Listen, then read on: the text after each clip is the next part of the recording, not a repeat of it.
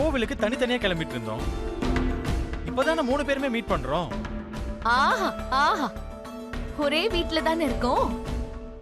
முத்தழகு உனக்கு சொல்லிருக்கலாம், இல்ல நீ எடுத்து வைக்கிறப்ப அவங்க பாத்திருக்கலாம். நானும் நீயும் ஒரே கலர்ல ட்ரெஸ் போட்டா ஓகே. அது எப்படி அவங்களும் நீயும் ஒரே கலர்ல ட்ரெஸ் போடுவீங்க?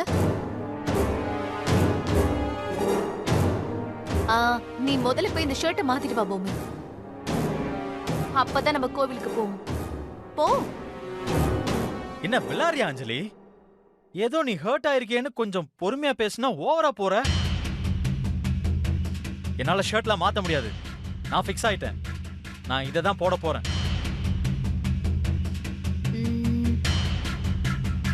அவன் மாத்தலன்னா என்ன? நீங்க போய் மாத்திட்டு வாங்க, அது போதும்.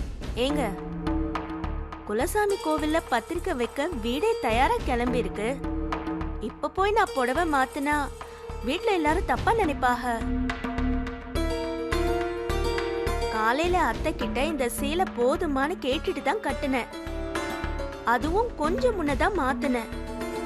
கோவில்ல பத்திரிக்கை வைக்கிறது முக்கியம். இதெல்லாம் யாருங்க கவனிக்க போறாக? சோ நீங்களும் மாத்த மாட்டீங்க, அப்படிதானே? நேரம் இல்லைங்க, புரிஞ்சுக்கோங்க அஞ்சல. பூமி, நீயும் மாத்த மாட்ட. ஃபைன்.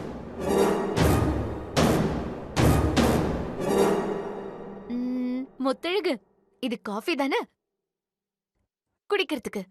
அவங்க சாப்பிடல, அதான் காப்பி கொண்டு வந்தேன். குடிங்க.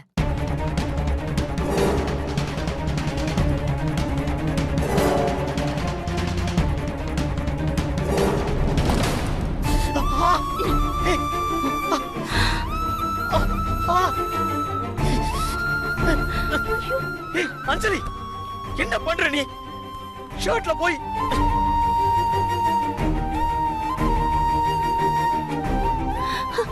ஏங்க, ரொம்ப சூடா வர இருந்துச்சு. என்னங்க இது அஞ்சல?